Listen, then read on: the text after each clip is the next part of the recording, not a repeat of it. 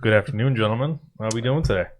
It's early. It's 8 o'clock. I mean, it's not 8 o'clock. Usually, it's 8 o'clock. What? No, dude, I don't expect this so early. I'm like, this is new to me. Hey, man. We're all right. Y'all normally do this later in the day, or what? We do it. We shoot at Usually 8 8. Tuesdays and Fridays. Wow. Yep, I usually do mine every Monday at 8 p.m. All right. You know, Damn, 8 o'clock too? That's pretty dope. yeah, we definitely go live at 8. I mean, it's just because so many people work. You know, they work throughout the day, and even once you get home at 5 o'clock, you don't want to have to jump into an interview at 6 or 7. Sometimes you need a little extra time to wind down, catch up with home and everything else. So I figured 8 to 9. You know, Prime give you a time, good baby. hour. You still make it in time. Try it. Get to bed, get you some rest. Speaking of 8 o'clock, Detroit House of Comedy. Yeah. Before we get to that, hang on. To anybody watching, listening, whether it's live now or in the future, I want to introduce our guest properly because we're pretty bad at doing that here often. Chingo Bling. Hey. Thanks for having me. Yes. Tio Juventino with the big pepino. Hey. I appreciate you for giving us your time. That's literally the highest state of currency that we cannot be more grateful of anybody give us their time. Shout out to thank Nora you guys. Evel for showing Nora. up and showing out and bringing the brother here to the city. Shout Come rock with us. shout out to MC Magic for connecting me with Nora. Yeah. Shout out That's to right. Shout out to building Nora bridges. for connecting me with y'all. I appreciate the shout out to him. Ain't no doubt about it, man. We out here building bridges, baby. Hell yeah. Good to be here, bro. I've only gotten but nothing but positive vibes from hanging out for part of the day with you, and He's like, this last 30 minutes, bro, it been lit. yeah, dude, we were having a whole concert in the car and everything, dude. I was like, so that's where you were. I want to start a little bit by to anybody listening that might not be from our descent, because actually our number one audience is not what do you call it, listening wise, is not people from Detroit. So if you want to give us a little bit of kind of your early upbringing and kind of who you are. Well, my name is Chingo Bling. I'm in town. I'm performing stand-up comedy. I'm on tour, stand-up comedian. And actually tomorrow, while I'm on stage in Detroit, that's going to be my 10 years in the stand-up comedy game. Wow. It's my anniversary. Nice. Congratulations, Like brother. that. Yeah, Yeah. and those kind of anniversaries are like special. You know what I mean? Because well, I mean, some people might know me from social media videos or music or parodies or albums, mixtapes, like a variety of stuff. Because I've been in show business like at least 20 years. I did a record store meet and greet, like an autograph signing in I think Southwest Detroit. Probably, I don't know if you guys know what record store was around back then, but it was probably like a good 15 years ago when I was like new on the scene. Had my cowboy hat, had my grill, my boots. That's right. The boots with the That's Nike right. swoosh, the shorts. R.I.P. Cleto. But yeah, man, it's good to finally come back. I plan on coming back next year and every year after that. So I'm from Houston, Texas, still based out of Houston. What else? Shout out to Houston. I'm a husband, a father. I mean, got 3 daughters. Content creator and you That's can say dope. podcast host, like we were kind of glancing over a little bit before we started. These days, you gotta make content for everything. Yeah, dude. So the stand-up comedians that think like, oh, I just write really funny jokes and I'm a powerhouse on stage. It's like, okay, well, ain't nobody knowing you in town, bro. If you're not on social media, you're not making what are you stuff. doing? Yeah, you already lost half the battle there. Brother, you've been doing stand-up comedy for 10 years. That's a huge commitment, Thank bro. you. That is devotion, and it clearly worked out for you. You know what I'm Yeah. saying? But how was it making that transition from making music, being a rapper, I mean, killing everybody's beats, to comedy? Clearly you had to have some type of breakthrough, and you have to have personality, Yeah. So obviously it's been a whole 10-year journey. You know what I mean? Of just like you said, being committed to it because I love it so much. You know what I mean? I love everything about it. So when that opportunity came about, I just appreciate it so much. It was one of those things where it's like, even if I suck at it and don't nobody want to buy a ticket, like it's still gonna be my little hobby. Right. You know what I mean? Yeah. It's like, I would always tell myself like, you might not be good your first year or your second year or whatever, but it's something you really appreciate and want to do good at. So yeah, it's been a fun journey. But making that transition, I guess maybe I was like rebelling from the music side. You know what I mean? Because I felt so boxed in artistically where it's like, you know, oh man, why you ain't got the boots on? Oh, you know, wear the hat. You know, and I'm like, do you love me or the hat, bro? You know? what are we going here for? Well, you go get your boots, huh? My feet hurt right now. You know, Ain't just no a doubt. kid. I want your autograph. Nah, but it was one of those just things like, creatively speaking, I was getting burnt out on the music side, so I was already just trying different things. You know what I mean? From like, oh, YouTube's a new thing, and you know, I got a sense of humor and. Right. I mean, despite the fact that like stand-up comedy was my first dream as a kid. You know, seeing Eddie Murphy, like I was like, damn, raw. I want to hop out of I want to hop out of helicopters. You know what I mean? Right. I want to wear leather. The leather, that orange leather, dude. Wear that Thriller outfit. Yeah, and I was a little kid, and my we weren't even supposed to be watching them shows. Right, my sisters were teenagers at the time; they were older, so I just saw the reaction. You know, I'm over there playing at my friend's house, and his big sister is my friend's, my big sister's friend. So I'm just seeing, you know, how, you know, the ladies were even reacting. They're just laughing. I was like, wow. So there's an art to that, how you can, you know, make people laugh. Right. But that little transition from, all right, we know you from the music stuff. Like, help me wrap my brain around how you gonna do something else. It was just like a slow process of like, all right, I'm burnt out on some of these rap shows. Like some of this stuff been real janky, you know, turning down all gigs, you know, veto, you know. I quit doing a lot of the live shows unless it was gonna be like up to par, like just be real specific, real picky, you know. And all around that same time, you know, I was you know, making content and stuff. So it was a slow, gradual transition. You know what I mean? Yeah. And rap has a lot of parallels to comedy. Number one, you're trying to get crowd control. You're trying to engage them. You're trying to entertain them. With the writing, you know, some rappers and MCs, they're known for having like punchlines and bars and things like that. Same thing, set up, punch, you know, with stand up. That's another big parallel I see. So I had served 17 years in prison from 2002 to 2019. So I got hip to your music while I was inside, you know, and, you know, I wasn't accustomed to Mexican rappers that can actually go hard like you were, you know what I'm saying? I was accustomed to like Little Rob, you know, classic, you know, Kid Frost, La Raza, No Sunshine, you know, but it was more of a slow Cali vibe, you know what I'm saying? Like, you know, Latinos had their own culture of rap, you know what I'm saying?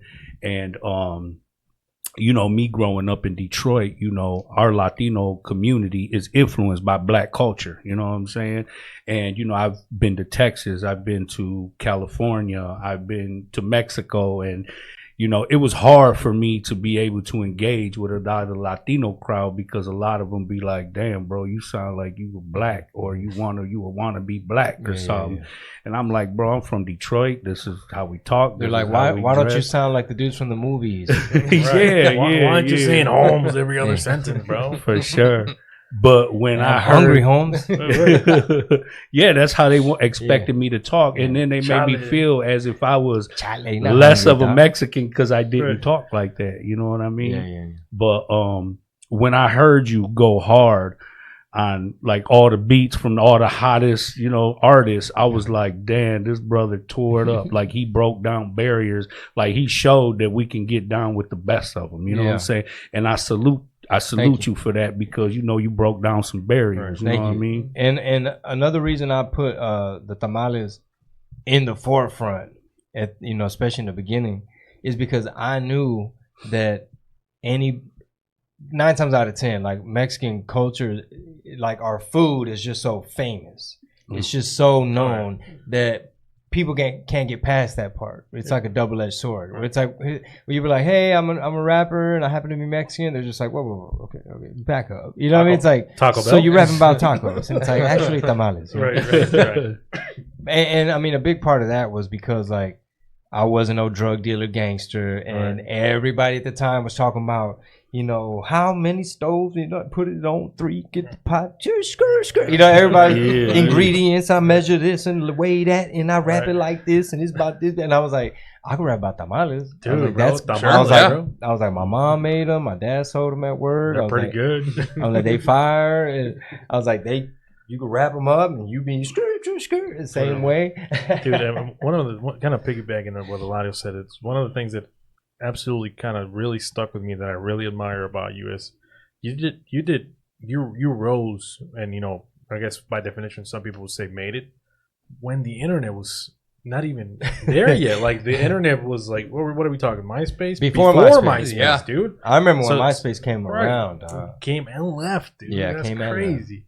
So to achieve that kind wasn't that's something I gotta almost take my hat off. Oh, thank you. Yeah, it's because back then the word viral wasn't a thing. No, I don't even think there was no hashtag, dude. I don't even think it was pound sign. I remember, back when it was pound. That's funny. Yeah. Like content creator, that vocab I think came later. YouTuber. Yeah, I was around before YouTube because I remember when it came about. And I remember my friends, I remember saying, this was like a small business leadership lesson. Because I remember seeing the opportunity and wanting to execute on the opportunity. And I had a big team, and I was like, that's got to be a priority. Like, someone's got to be in charge of YouTube. You know, like just YouTube alone. I was like, that's where all the fish are going to be in this pond, and you're going to be able to market, you know, ticket sales, whatever, right? And nobody really, you know, that's when I realized, like, okay, bro, you gotta, like, when you really want to execute something, like, there's a way to really do it. And I think one of our first videos was me and my boy Lucky Luciano, like, we got all dressed up, went this golf course behind my sister's house, and just did like a little stupid vlog skit. When vlog wasn't even a word. That wasn't even a genre. You were doing it before Vine. Dude, mid-2000s vlog / skits were so pure and gold. Yeah. Oh, my God. Mid-2000s. Oh, man. You know, I missed all that shit. Oh, yeah. I was in for 17 years. I came home. They handed me this thing. I said, I don't know what to do with this. People like, text you, I called you. I said, I can't even answer the damn thing. I don't know how it worked. That's crazy. I got a job. They gave me a laptop. I said, I don't know what the hell you expect me to do with that. It's going to look at me before I look at it. You know what I mean? Damn. But I'm going to say this, though, bro. The tamales really, even though we were millions of miles away, never knew or thought of each other, the tamales really resonated with me because my mother, I was raised by a single mother. I'm the firstborn of 3 sons, and we were raised off my mother hustling tamales. There it is. Even when I was in the joint, you know what I'm saying? My mom helped provide for me while I was in prison by selling her tamales. Yeah. So when you put tamales on the map like that, bro, you know what I'm saying? Like, I had so much respect because that hustle really impacted my family and helped us survive and eat. You know what I mean? And that's really, when you boil it down, that's really what it's about, is the hustle. You know what I mean? That's why I made it such a proud, prominent piece of my art. You know what I mean? Because that's what it represents. Yeah, no, I mean, kind of staying a little bit, YouTube was one of the places where I actually discovered you. I was in middle school. I don't want to throw my age out there like that, but dude, I cannot go a single day. I remember when I was in middle school of where we would quote, something you said, dude. Hey, wait comes in my fucking head every now and then. Dude. Hey, wait. Dude. Hey, wait. I can't even count how many fucking times it's come up in my head. That hook was Pitbull's idea. Oh, man. Oh, wow. For real? Yeah, wow. Yeah, he was shout like, out to Pitbull. Yeah, big shout out to Pitbull. But it's crazy because all the homies on the yard was saying it. So you didn't just impact society, you impacted the Latino population in prison. So when we on the yard, we wait, you know what I'm saying? So, that was dope. Yeah, man. Now, I brought up wait, but one thing I didn't know, and I don't know if it's just because sometimes we listen to music and we kind of don't even think about it, especially if you got like a random playlist or a radio station and shuffle. Uno Ka. How did that happen, bro? So I threw a festival in Houston called Chingo de Mayo. So I had like bands. I That love just, it. that just works. Yeah, I had bands, artists, Michelada contest. It was hot as hell. It was like 100 and something degrees, Dude, but everybody's out there dancing cumbia, kicking up dirt. It was at a brewery, Eighth Wonder Brewery. So this artist from I think he's from the Bay Area, but he's based out of Mexico City. A dude named Speaks that I hired to perform. He's up there performing, and then I see this big dude on stage, like in the back, and then now the big dude's. I was like, why? How does big dude get on my stage? You know what I mean? Because at this point, I'm not even performing that year. Right. I'm just like stage manager. Right. You know what I mean? Trying to have a wholesome show because there's like a couple kids and some families and stuff. Big boy gets up there. Now he's rapping. He's saying some ratchet shit, you know. I done came down, got a bitch on my this and this, some H-Town out the north, something, whatever. And I was like, okay. When he got on stage, I was like, hey, bro, who are you again? You know what I mean? Like, because I was asking people, I was like, man, who the hell is this big dude up here doing this? They're like, nah, he's up and coming, yada yada. So we connected. I like working with up and coming artists, and so I believe that was maybe the second song or the first or second song that we did. So that's Bo Bundy. You know what I mean? So Bo Bundy. Yeah, uno, dos, tres. I te watch. So basically, my role was like. Again, like the older guy, the big homie, where it's kind of like Bo, like, man, we was in, whatever grade, fill in the blank. And I'm like, yeah, man, that's dope. I'm like, shit, we gonna do the track? You know what I mean? Like, I still got it. You know what's crazy? My girlfriend, which she's actually white, she introduced me to that track. So it's one of those where, like, sometimes, you kind of have stuff that falls through the cracks. And I was like, man, this shit slaps.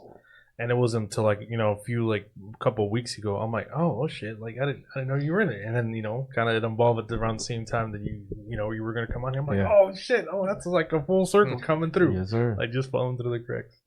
And kind of sticking with music a little bit.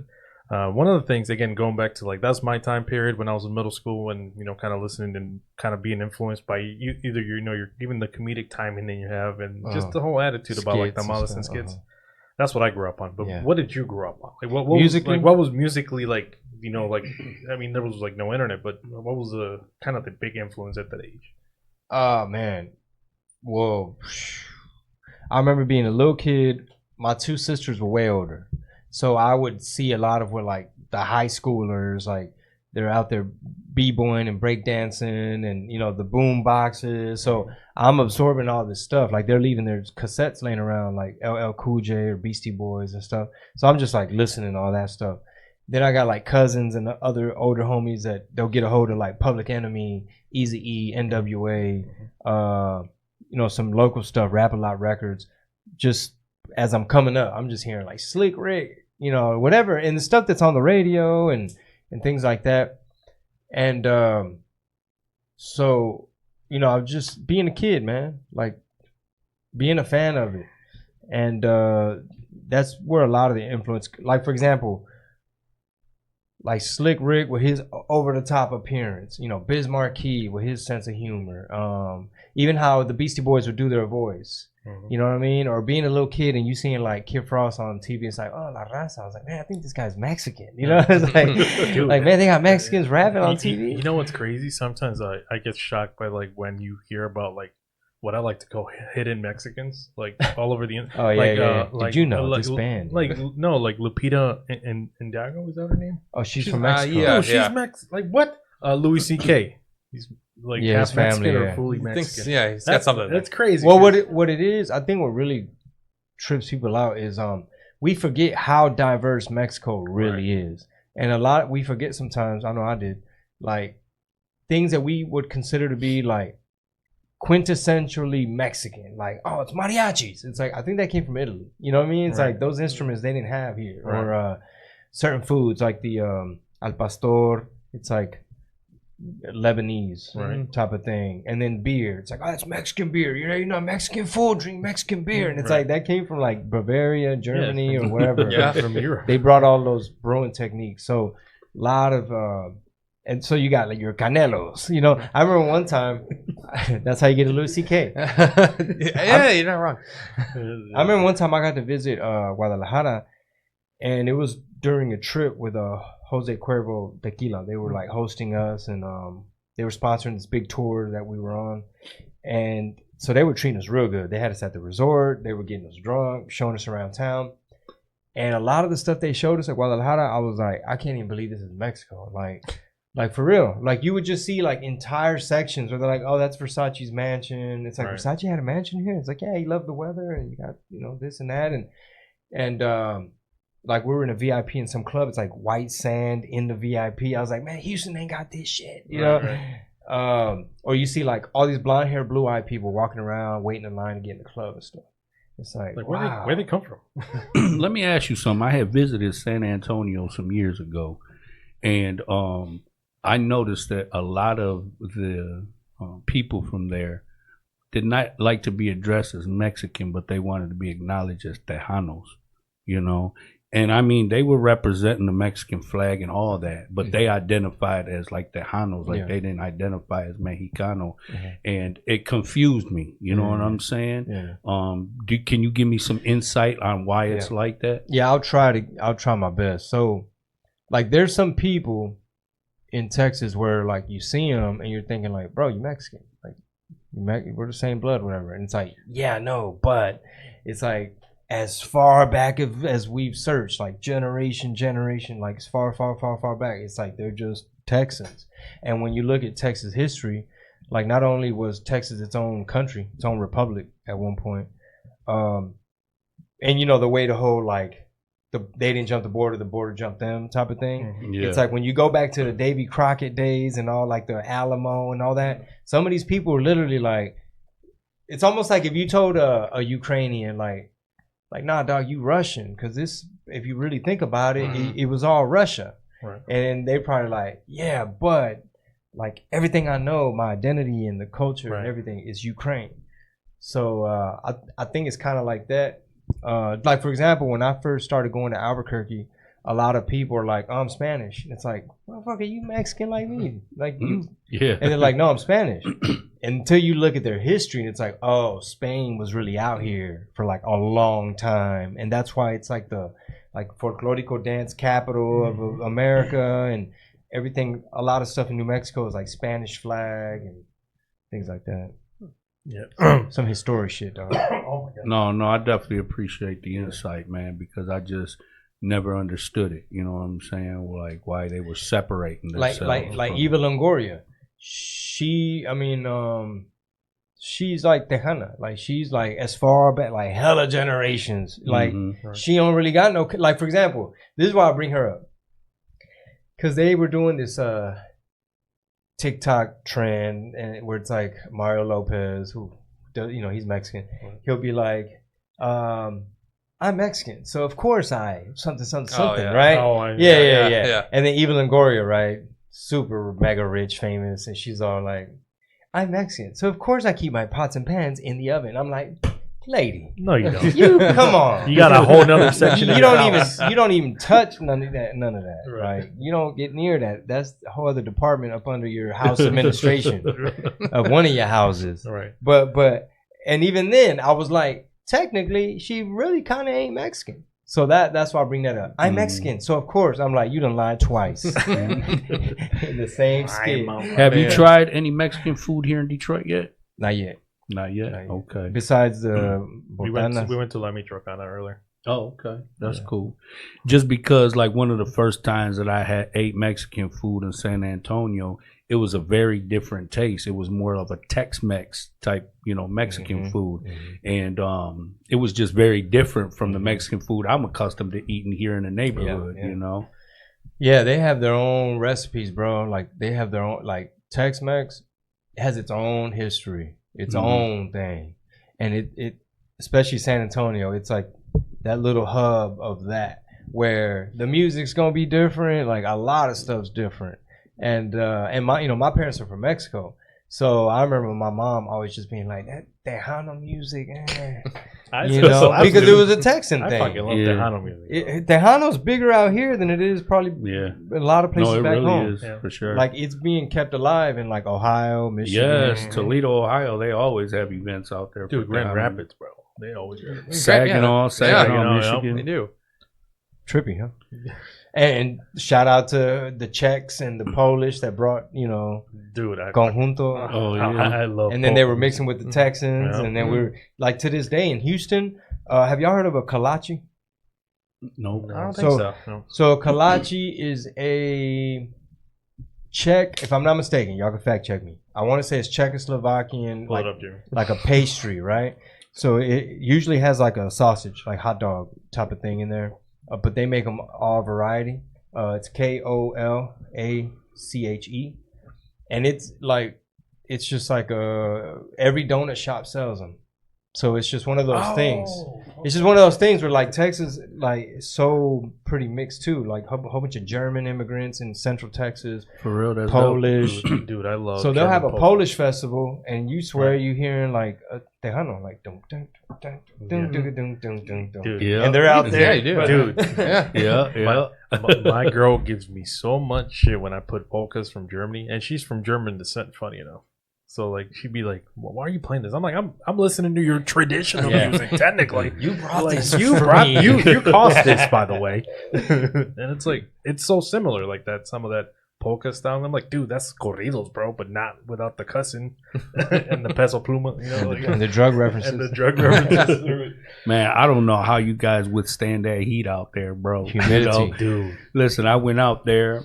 I'm wearing, Pelly shorts, Oh, no. Air Force He Ones, was out of there. Coogee shirt. How much Everybody- sweat? How much sweat was in them Air Force One? Man, Boy, listen, them people people are walking like, on a you ain't puddle, from bro." here, are you? Because I realize everybody's wearing sandals, cargo shorts, open shirts, or Muscle tank shirts. tops, you know what I'm saying? And Like, I'm this like, boy man, got I'm on over Pelly here Pelly. dying. It's so hot out here. My feet was melting. Dude, it's crazy. I'm like, is that Pelly dog? And then, our shit long as hell, you know what I'm saying? Damn near look like kulaks. That's how we used to wear it back in the days and shit. And I'm like, damn, is it hot out here? Even in the car with the air conditioner, I can still feel the heat. No ventilation, dog. Yeah, I mean, Houston has a list of things that's not ideal. like the water. Mosquitoes. We flood easy. We don't drain too good. Yeah. No Diddy.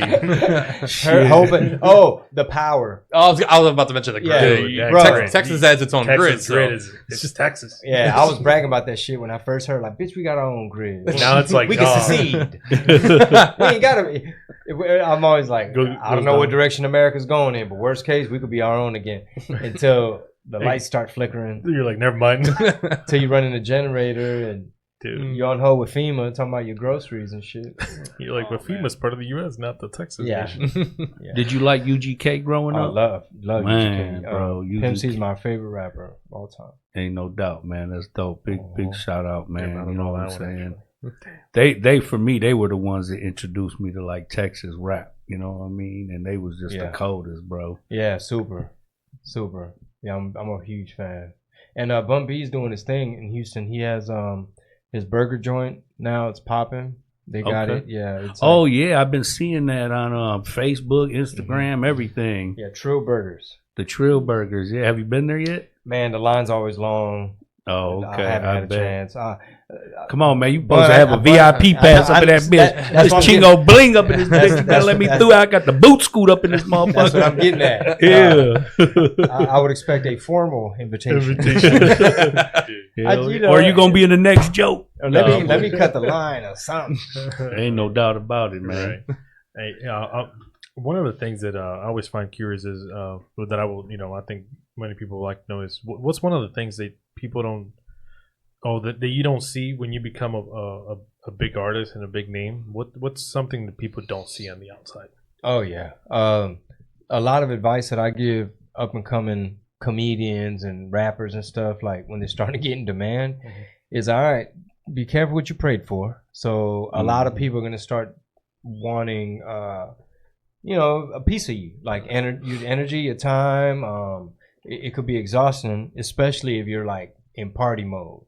Like if you just, it's old guy shit. Old guy shit. Like make sure you get your rest. Like Get your vitamins. supplements. Yeah, supplements, bro. You don't want to be out here I started taking magnesium bitches, bro. deficient out here. Let me get that vitamin D. Now, that's some viejito shit where I'm just like, hey, player, hey, man, these right here, dog. It's like these right here, fucking man. Skittles and shit. You don't take these? Yeah, man, what's that old school? Oh, man, you got to come on, dog. This Three different bottles. Yeah, this got reishi mushrooms in it. It's lion's mane, turkey tail. So, like, I opened up for Renee Vaca, a comedian that's popping, blown up in Portland. So, he's got his whole crew. They're all way younger, and they got a bunch of energy. You know what I mean? So, like, after the show, I'm like, hey, man, hey, good work tonight, man. Y'all get some rest, man. Hey, get some rest. So, yeah, the things that people don't see is, once you're in demand and you're having to hop on airplanes and you're being pulled from, it's like the road could keep you from your career. You know what I mean? Like sometimes that thing that got you there, you don't have time to do no more because now you're going everywhere because people want to see you because of that thing you did that you don't have time to do no more. Right. Yeah.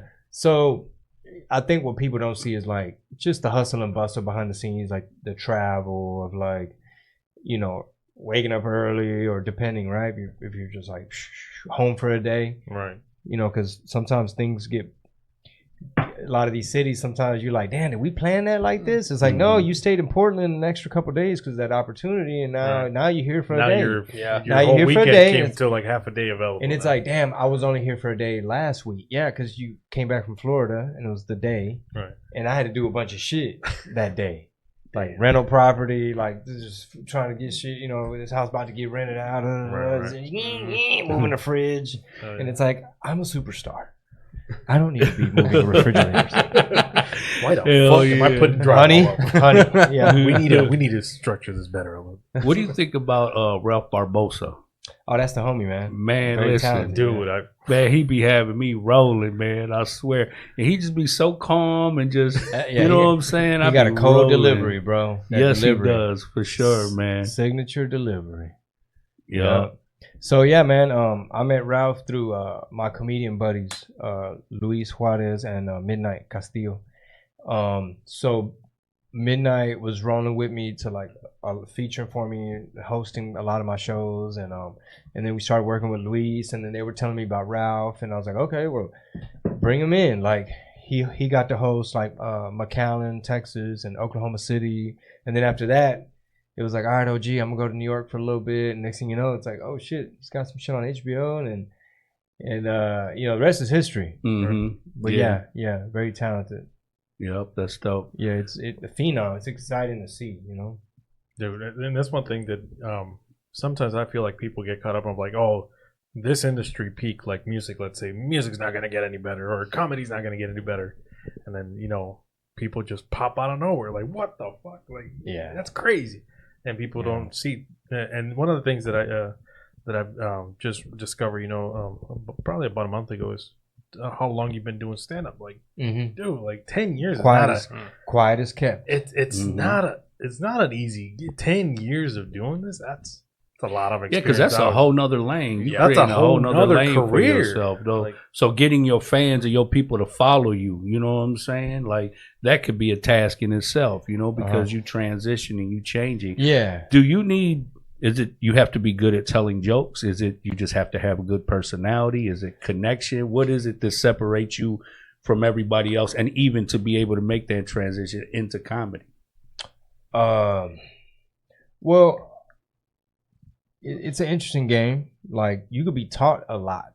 Not everybody's just like, you might have some things going for you, like, wow, you're just so likable, or like, wow, you're just so confident, or like, yeah, right, man, you crack us up at the Waffle House, or like, stuff like that. But once you kind of put it all together and you're patient with yourself, then you could become a beast, But I just love it so much that it, like I said earlier, it's like, it's just one of those art forms where, once you kind of get addicted and find your groove and get in that pocket. Like, for example, my new hobby is jiu-jitsu. So that's something I plan on doing for the rest of my life. Like, as long as my body allows, see how old I could be and still do it. And I don't even get to do it as often as I like because, travel. Like, yesterday they saw me there at the gym because I took my 6-year-old to her class. And my coach, he was in the parking lot. He's like, hey man, did you feel that big ass fan we installed? I was like, oh, I didn't really pay attention, but I'll see it later. You know, I couldn't make it, so they're probably like, I wasn't able to, and you know, it's been a couple weeks, but I'm gonna get back. What does jiu-jitsu do for you more than just teach you skills? You know what I'm saying? What does it do for you mentally and spiritually? Does it maintain structure and discipline, keep you focused, things like that? Yeah, hold yourself accountable. It'll put your ego in check, especially if you're new and you're a beginner and you go in there. Because there's people from all backgrounds. You got SWAT team, politician, surgeon, rapper, comedian, you know, all kind of magician. We even got a magician. Shout out to the magician. He's cold too. I'll tell you about him. Jose Reyes, magic. So when you don't know what you're doing and you get pinned and you can't breathe and you trying to escape and you can't, you know. I call that stairs. Yeah. You pinned my sister. God damn it. No, but it's one of those things like it will keep your ego in check. It's like reality. I feel like you just tap into depending on how you approach it, but like me, it's one of those things where better late than never. Like I finally put myself in a position where like I can improve at a skill. You know what I mean? It's like you gotta stay white belt mentality. You know what I mean? Like stay at a beginner and try something new. And it's just been a fun ride and journey. Like to finally get to that point where like it's starting to kind of make sense. Or you might do a little move, or they bring in somebody new from off the street, like want to do the trial. You're like, come over here, bro. And he ain't that big, you know what I mean? Like, you know, he old like me. Oh, that's your ass. Nah, they gotta be real little. Nah, but I love it, dude, because I apply it even to stand up. You know what I mean? I apply it to life because sometimes you'll be in a situation in life where you got to figure out, like, all right, is this one of those where I have to just sit down and be patient for a little bit? You know what I mean? Or like, how am I going to jiu-jitsu my way out of this one? You know what I mean? Like, where's my leverage? You know, what can I do to take advantage and sweep and me be on top? Right. You know, that's life. So I always think in those terms. Ain't no doubt. Like defense. All right, I'm going to have to play defense for about 6 weeks. You know what I'm saying? Man, I don't know. I was sitting next to a killer this whole time. No. You kind of glazed over a little bit. You mentioned, you know, you brought up the Beastie Boys. What's some music that you listen to or might be in your catalog that people would be kind of surprised to hear? Oh man, it's all over the place. Might be some gospel, you know. Like sometimes my little daughter, she just turned 3. She'll hear me jamming some gospel or something. Some like basically Christian music, and she'll be like, Iglesia, papi, Iglesia. Like I was like, we going to church today? Stuff like that. I'm bringing church to you. Yeah, for real. You know, I try to stay up with the new trends too, like who's up and coming, whether it's like D Baby, he's from Houston. Shout out to D Baby. Yeah, Boss Man D-Lo, he's from Florida. OT Guala from Saginaw. Just a lot of, you know, Sauce Walker, he's from Houston. Bunch of people. So I still try to kind of like keep my ear because I still record, I still write, I still release singles and stuff. But is it therapeutic for you? Yeah. I do it for the love now. Like more. I mean, I still make money off music, but it's one of those where it's like, bro, this ain't even my main gig. Yeah, you know what I mean? Like just one up. It's almost like if we're gonna compete, you know what I mean, or if I'm gonna, you know what I mean, like I'm gonna go in to do to show my skill and to do what I think is dope. You know what I mean? I'ma like this motherfucker. You know what I mean? Like I'm doing this for the love, not like what are the DJs gonna like? You know, what's that one club gonna like? You know, what's the one guy at the radio station that's in charge of that? What's he gonna like? Like, no, it's what you like. If you can't consume your own product, then you're doing something wrong. I mean, you know, I'm just. One thing I notice about George Lopez is when he tells jokes, he uses a lot of his family. How much of your family do you use in your stories and in your jokes? Yeah, I cover yeah, a lot. We all got tios, tias, Yeah. primos, primas, all of them Yeah. to talk about because they all done did some goofy shit Yeah. or something. I mean, you know, my wife, my daughters, me. I mean, I'm usually the butt of the joke, but yeah, that's dope though. I tell a lot of stories and things about even like back when I was young and ratchet. Like I'll tell some of that stuff in case people know me from that era. Yeah, that's dope. Shout out to though. that era. Yeah, but yeah, to answer your question, yeah, family. That's just a big part of life, and a big part of inspiration, and it's relatable, and that's what I know, and it's funny. You know, I mean, shit happens, and you got to write it down. Right. Like, How has it been managing, fatherhood, family, profession, projects? You know what I'm saying? Because in the business that you're in, it can be very consuming, time consuming, energy consuming, financially consuming, and it's not easy when you always trying to find balance. I do community work. I do community violence intervention work. I have my own podcast. I'm always at events. I'm always networking. And, everything I do, I go hard. You know what I'm saying? Like I said, I spent all that time in prison. So I came home with the redeemer mindset. I wanted to redeem myself. I wanted to get good with God. And I want to pour of myself into my community. And, when you come from a wounded community, you know what I'm saying? They need a lot of love. They draw, a lot of energy from you. And, I hear it a lot, from my wife, like, you give so much to everybody else. And when you come home, there's nothing left for me. You know what I'm saying? And for the family. And when I was in prison, I used to see how society was and how people operated. And it seemed like everybody was functioning like a robot. Everybody was working a job, 2 jobs, a hustle, you know what I'm saying, just to maintain, because society, life is expensive. You know what I'm saying? And just to stay afloat, you got to do more than the average. You know what I'm saying? More than the average bear. And it's not always fair, and it's not always easy to manage everything and keep everybody happy, because in the business that we're in, we have to be people pleasers. You know what I'm saying? Our family at home, people at work, your crowd, your followers, your supporters, and then even yourself. A lot of times we sacrifice, things that we want to do and time with our family or even with ourselves to accommodate other people. How do you find that balance? sheesh. Well, when I am home for that, like, The one day. like that, when it's those, that's why you ain't going to jiu-jitsu, bro. You know what I mean? Like, I guess you could go, because I know you miss jiu-jitsu too. But,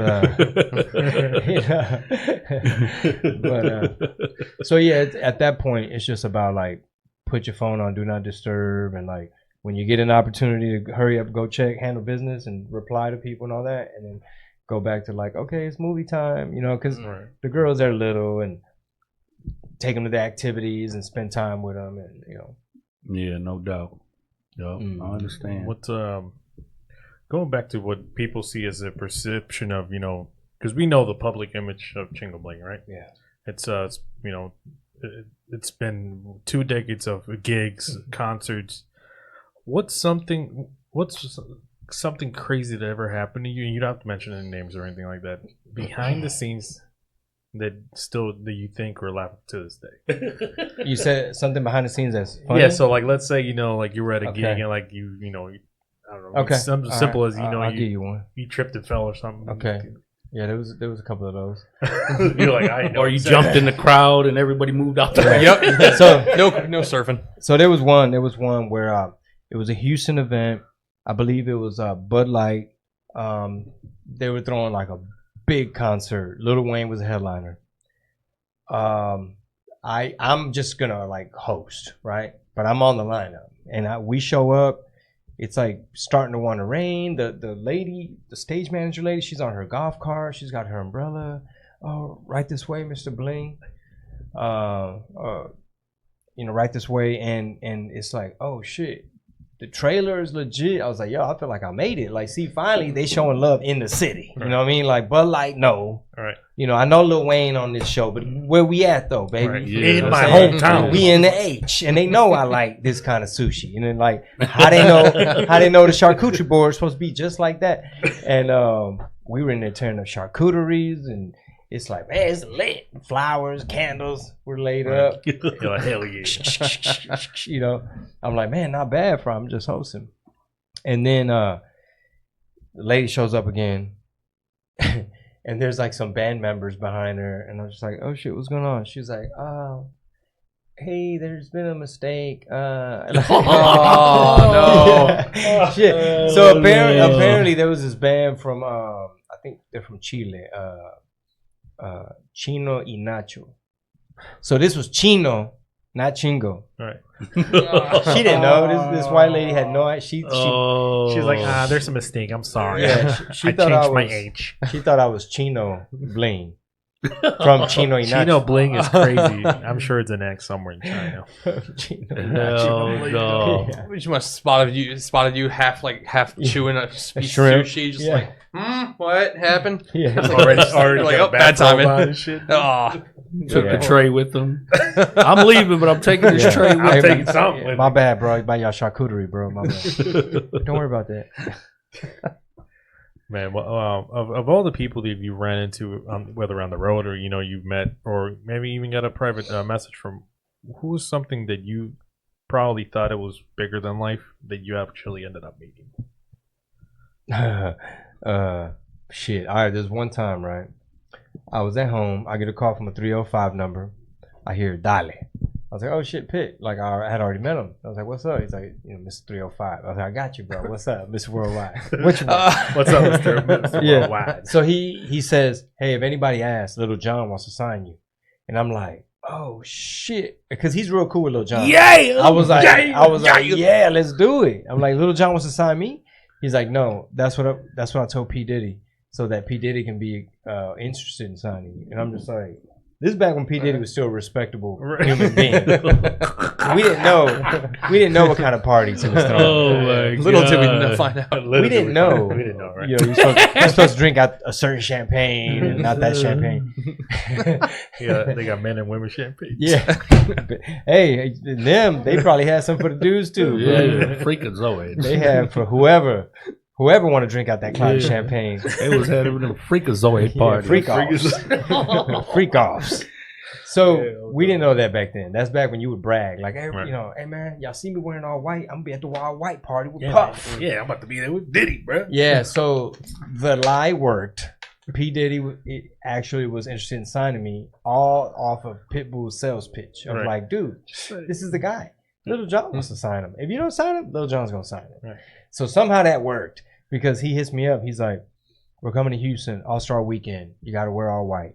I showed up, white cowboy hat, white suit, Ooh, white killing Asher's boots killing him. with the Nike swoosh. All right. I look like a outfit little, of the day. I look like a little glass of horchata.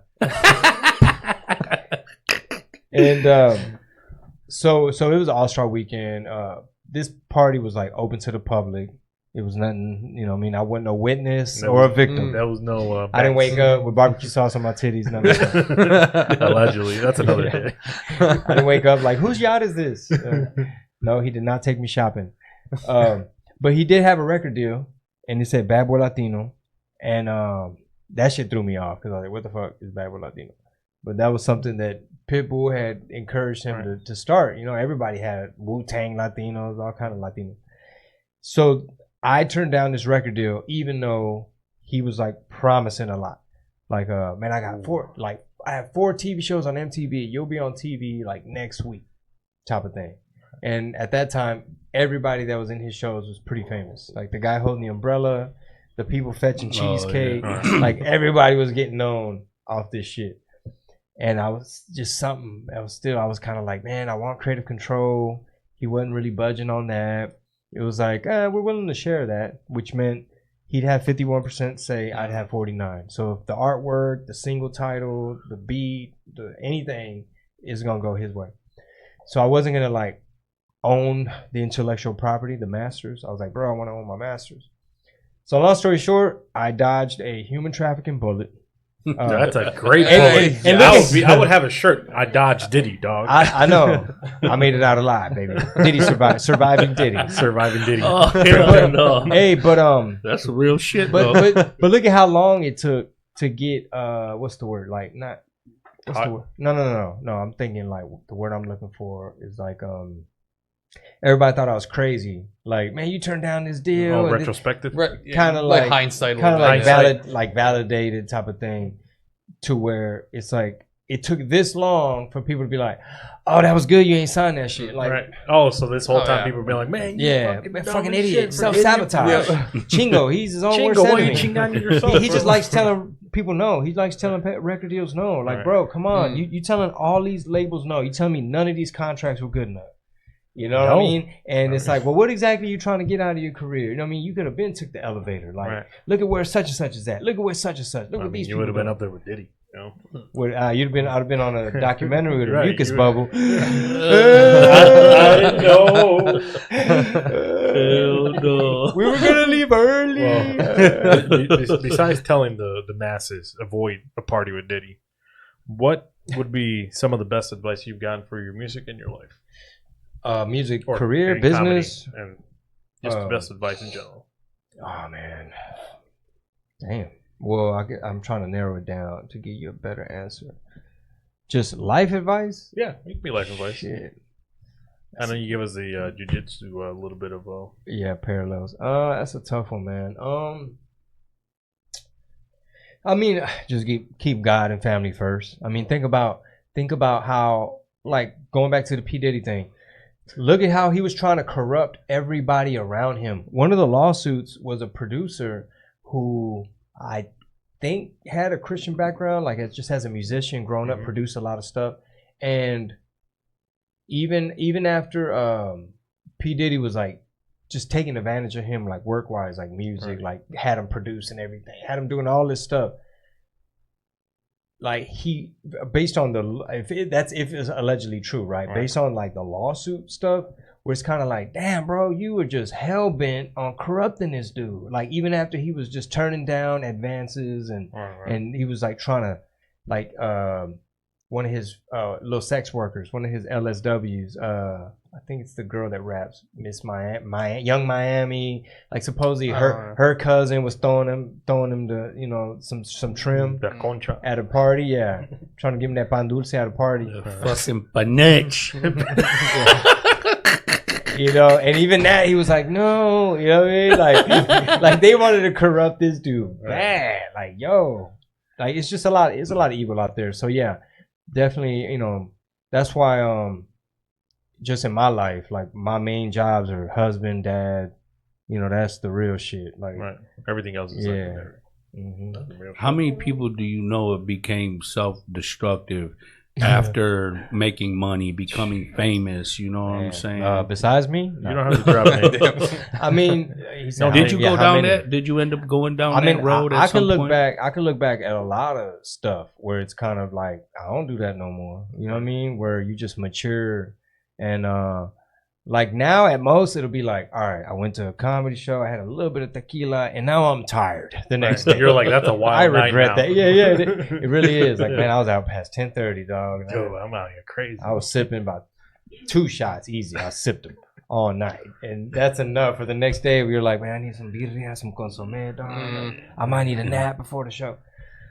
But like, yeah, dude, I was just young and ratchet, so Hennessy, whatever the hell they had, you know. So when you had that transition, did most of your followers, family, and friends support you in that? Or did a lot of people fall off when you made that transition into comedy and falling back from that lifestyle? I mean, all the people I dealt with are cool, you know what I mean? And they're all humans too, so they understand that there's like different seasons where you might be getting burnt out or you're phasing out some things or they might start noticing like, hey man, we're on the same show, but like you're DJing, you're not rapping. It's like, man, I don't want to do that shit, dog. Like, They don't get it. You start getting bitter, like, man, I'm just too ahead of my time, dog. You know what I mean? It's like relax, time traveler. Right. They're like, they know somehow they got their fucking cards spread out. Like, I know what's going to happen in 5 years, bro. I'm too ahead of You're my going time, down the dog. wrong road. And then. Yeah. But no, I mean, I wasn't that crazy to where it's like, hey man, why you don't want to, you know, this and that, you know. It's just a maturing process, and but a lot of my fans matured with me and as well. So for example, you know, a stand-up comedy club that's like more my speed. You know what I mean? Where it's like candlelight dinner, there's couples, you got the VIP, everybody, you know, you dressed up and it's intimate and you're being vulnerable, but you're making them laugh and they're just like laughing all night and everyone just leaves like, hey man, I needed that shit, dog. You know what I mean? And that's like the biggest reward, you know. So I love this this chapter for sure. Ain't no doubt about it. And then the impact that you make on people in general, you know what I'm saying? Because they say laughter is like one of the best qualities that humans can laugh to contribute to the well-being of happiness. You know medicine, what I'm saying? Bro. It's a medicine. Ain't dude. no It doubt changes your about whole it. day. You know, if you're having a fucked up day and then you like somebody make you laugh, you could be the most depressed, the most bummed, like, oh, I'm in my sad era. Yeah. And like somebody makes you laugh, you're like, God. Yeah. Like, How hot or uncomfortable is it when you have to wear them wigs when you do your thing? Oh man. dude, that shit. In Houston wig, Heat, man? bro. Oh, Oh, what are you talking about? Yeah, It's another character. Yeah, it's a whole other person, bro. It's a whole other person, bro. I'll tell him you said that. Yeah. He's about his hair. And he does also has a big Well- pepino. Well, I mean, Something else. I mean, it does get uncomfortable sometimes, you know, like Allegedly. itchy and you know stuff like that. We talking about the wig, dog. That's You over there thinking about the pepino. good job. You've been talking about Pepino since you walked in the goddamn door. Hey, man, it's something about pepinos, bro. Think about the pepino. Big freakazoid ass. You the same motherfucker Diddy He was one at the over there. freakazoid party, wasn't you? Yeah. My mind. With the pepino. Oh shit, dude. What were we talking about? Yeah, we talking about like how uncomfortable some of the Oh, the costumes. costume, Yeah. I mean, having to change because you'll see. I mean, whoever comes to the show tomorrow at a Detroit House of Comedy, my uncle makes an appearance, so he does a guest spot. man. Yeah, That's dope. He's got his material. He can say things I can't say. You know. El tío es lindo. Are you fluent in Spanish? Or are you more of a Spanglish type? Mira, primeramente, cabrón. Cómpralo ya. Bienvenidos a Primer Impacto. A los sponsors. No. Patrocinado por Bud Light. Kroger. Patrocinado por K. Roger. Hey, Roger. Well, look, I used to think I was pretty fluent until I went to Mexico. Oh, it changed your perception. Bro, they humble Done. as shit. You ain't bullshit. I did 2 comedy shows in Mexico, dog. Ooh. My Spanish got exposed bad. So the first night we did Monterrey, all Spanish. Half the room was just staring at me like, what is this dude talking about? I get off stage. Well, the other half's laughing. I get off stage and some of the people that weren't laughing, they're like, hey, when are you going to do a show in English? I thought it was going to be in English. I was like, are you serious? I was like, I came to Mexico to practice the Spanish thing and have another lane open up, a whole another market. Right. And because a lot of them Spanish comics, they're killing it in America. They're doing arenas and theaters and all that. No. So I'm talking to the guy. I'm like, so where are you from, bro? Like, he's like, Ryan, we're from Dallas. I was like, oh shit, you're from Texas, like me. I was like, so vacation? He's like, no, deportation. Hey, I swear. They live there now. Yeah, I was gonna So say they that. grew up. Yeah, they grew up in America. Didn't have papers. Got deported over there, and all they speak is English. Yeah, they work at the call center. Yeah, that's wild. Dude, on the way You know, I thought it was actually an asset for them, you know, especially to work in like tourist attraction places where they're bilingual. They can speak both languages, connect to Americans and make, you know, because it makes Americans feel more comfortable when they're talking to other people who know how to speak their language. You know what I'm saying? So I would have liked to think that they would be thriving in Mexico. Well, they like you from the ones that I talk to, but the only thing is sometimes like the wife or the kid or somebody still lives in America and stuff like that. What part of Mexico is your family from? My family's from Tamaulipas. Tamaulipas? So yeah. Right. My family, they're from San Luis Potosí. And I went out there when I was younger. And my Spanish was terrible, you know what I'm saying? And like my stepdad, he was Cuban. So when I spoke Spanish, I sounded kind of Cubano. And then the rest of the Spanish, I learned it from cholos and shit. So, you know, it's like, you sound like a Cuban cholo. You know? And I called my tío away one time, but I didn't realize that you weren't supposed to. And he went ham on me. He said, mira, cabrón, a mí no me andas hablando así, yo no soy tu amigos and all this, that, and the other. I'm like, oh, oh shit, what I say, because I was accustomed to being around, just cholos talking shit. That's how I learned my Spanish. Because when I was younger, I only spoke Spanish, and then they told my mother she can't continue to speak Spanish so I can learn how to read and spell in English in school. So then I learned all this English and forgot my Spanish. And then when I did learn it back, I learned it back through, my stepdad being Cuban. So my shit was like all over the place. Mexicans would be like, are you sure you Mexican? You sound like you Cuban. I'm like, man, it's just how I learned my Spanish. It's a hybrid. But going to Mexico, it was like, oh, Lord. You know what I'm saying? Yeah. And then everybody looked at me like I was just a spoiled American, you know what I'm saying? Where I'm going to the arcades and shit, and I'm like, it was nice to go to a country because we were always taught, that Mexico was very poor, So on my way there, I'm thinking, damn, I'm going to starve, you know what I'm saying?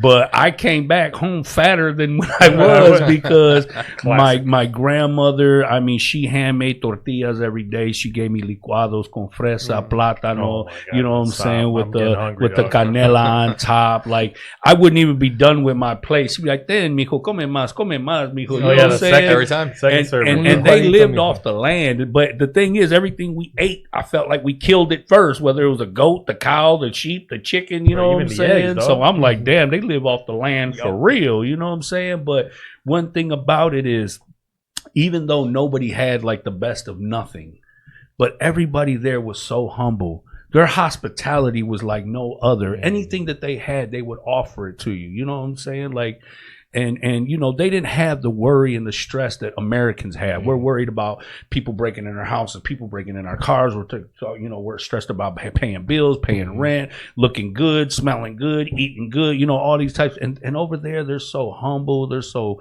peaceful, and they don't have much, but whatever we have, they're willing to share, they're willing to give. They're out there sweeping the sidewalk in the morning. Yes. They have concrete floors, dirt floors, and they're in there cleaning it, making sure it's, you know what I'm saying? I was like, damn, that's crazy. Damn, I just forgot about that. So even though it was poor, but it was very rich. Yeah. It was very rich. They had a high morale there. That's why they got like a lot of Americans and all kind of people moving over there. Especially like Mexico City, like the digital nomads.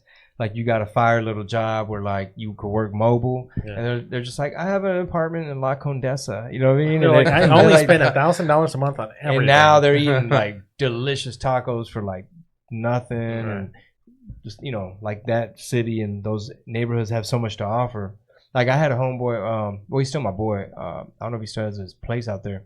Rapper from Houston named Fat Tony, a black dude who basically got an apartment in Mexico City and started connecting and putting together. Next thing you know, real talented dude. So he started having connections at the music distributors and the local clubs and the venues. He like knew everybody, and so he started throwing shows out there, and he booked me. So like I'm performing in Mexico City thanks to my Houston homie, you know what I mean, who just was like, I like it out here, putting shit together. Yeah, man.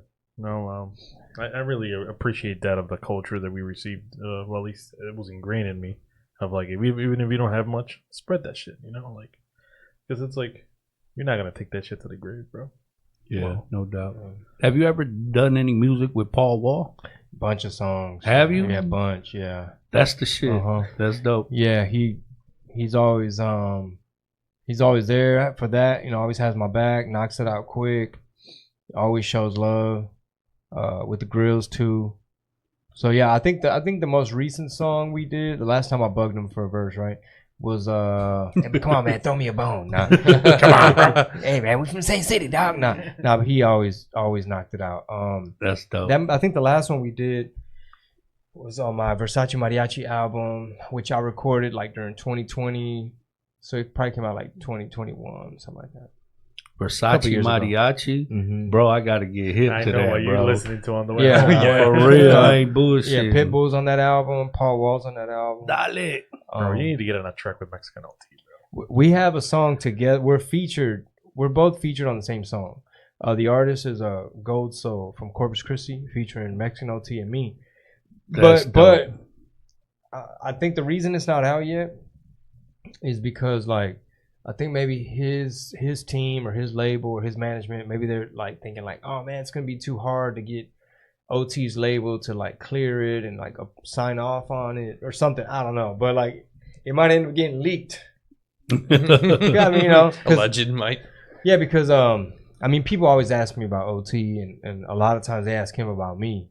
And anytime, like you might be live on TikTok and some people ask like, hey man, so you and OT ever gonna work together? Right. And I give them the spiel, like we're both featured on the same song. It's not out yet, but it might get leaked. Wink. No, but that's dope. I can't wait. I can't wait because that's a hell of a collab right there, bro. Yep. You know what I'm saying? You an OG. He's got his own personality. Yeah, he has a lot. He's very comfortable with himself. He don't give a fuck. He represents Texas. That's my favorite. He do backflips and boots and all kinds of shit. You name like a lot of my favorite shit about that kid, bro.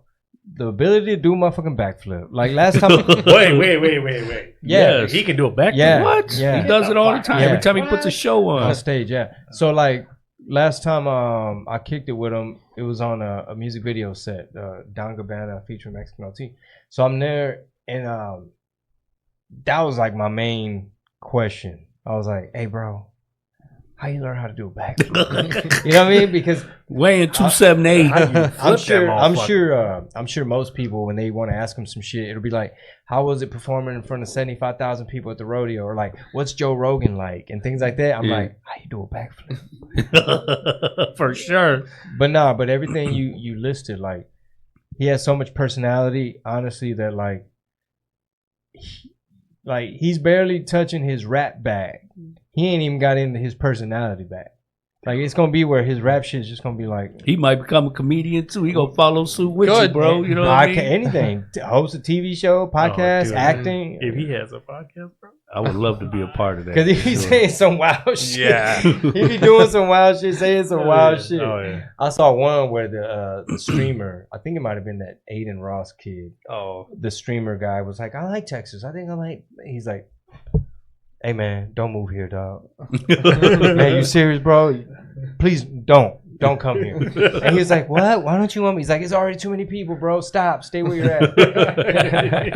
We're getting invaded by motherfuckers. Dude, you hear that? Everybody stay away the fuck from Texas. But Texas is a thriving state. You know what I'm saying? Like, man, like they say what they mean, They go big out there, And the little time that I spent out there, man, like, you could tell they care about their community, they care about their state, they care about their cities. We just got to keep Texas though, because we have our identity, like we have our, our culture, our perspective, and when you don't want it to like water down and change and dilute, when all of a sudden, like it's cool that you have like the little hippie parts, like parts of Austin, where it's like super, you think you're in California, right? So a lot of the cities are gonna be just like any other big city. But like overall, like our independence, like the come and take it, like the Second Amendment stuff. It's bigger in Texas, baby. I mean, that part gotta stay. In my opinion, like, hey, when y'all move here, just be advised. Like, you're welcome. We could be neighbors. We could be cool. But don't be trying to take my guns away. Like, don't start with your little laws about why I can't have one. Yeah, no doubt. You ain't took them from the criminals yet. You want mine? Right. What the fuck? I didn't break no laws. And it's crazy that you say that because, with me being a felon, I'm like at a disadvantage with the rest of society. I came home in 2019 and everywhere I went, people had guns on them, So I grew up in the 80s, 90s in the era where gangbanging was real tough here in Southwest Detroit. And a lot of gangs migrated from Chicago and stuff. And it was dangerous. So I was in a gang. I was selling drugs at a young age. So yeah, I had a gun, you know what I'm saying? Because I was in that type of lifestyle. But today, you see everybody with guns, men, women, young people, you wouldn't even know, you know what I'm saying? But everybody has access to a gun. And I just feel like I'm at a disadvantage. Sometimes I'm grateful for it just for the fact that, I would hate to be responsible for taking somebody's life. I went to prison already for a murder case, you know what I'm saying? And when you have to live with that type of shit, I know people are like hardcore, I'll shoot a fucker, he steps on my grass, I'm killing him dead. And, I know it sounds last good. Week. Chingo Bling. It just happened last week. Yeah. Yeah. Some dude's, a dad with his two daughters was out walking in Dearborn, and one of the daughters stepped on the dude's grass. and he came out and fucking killed him. Oh, that guy's crazy. Dude. Yeah, it's- But road rage, I mean, for all things, like Yeah. people just lack the ability to be able to communicate effectively, bro. And their only answer is shoot and kill. Somebody got to die. You know what I'm saying? And it's terrible. It's unfortunate. You know what I'm saying? To see that is what humanity has came to. You know what I mean? That us as people cannot even conduct ourselves in a civilized manner without feeling like blood is the only answer. You know what I mean? No. But Yeah. you know, I do not blame guns, you know what I'm saying? Because it's the actions of people, the mindset of the people, you know. But people are in love and infatuated with guns though. Most people I know have 10 and 20 guns, you know what I'm saying? I only got 2. I don't know about 10, 20. No, but I mean, I didn't want to end it with such a negative connotation on fucking guns. Anyways, on a positive note, It's a positive conversation, It's bro. positive, man. Chingo Bling, Yes, you're sir. gonna have a show tomorrow. Mhm. Well, let's put a date. It's August 15th August 15th, Detroit House at of 8 Comedy. p.m. Detroit House of Comedy. Anybody listening or watching, you better pull up, Yes, or sir. I'm not gonna like you. Get your tickets, guys. Get Already. them tickets. My 10-year anniversary doing Oh, yeah. stand-up. It You gotta is. celebrate Come 10 celebrate, years people. with Come on. Come on, man. Anything you want to leave the masses with? Oh before you man, check out? I just got here and I can't wait to come back. So I plan on coming back every year. You know, I just gotta when I'm done with this trip, go home and paint the picture to my wife. Like, look, you gotta come with me next time. It's gonna be, you know what I mean? Like, She's welcome here. Get She the wants sitter. to come in. Yeah. yeah. So we're gonna have fun. Great to be back. You know, love it out Oh here. yeah, man. Definitely. Everybody, thank you for tuning in, guys. Appreciate you for coming in, Chingo. And Thank you. You too, Eladio. Nora, No doubt about much it. thank you to you. Yes. And you guys have a good one. Peace.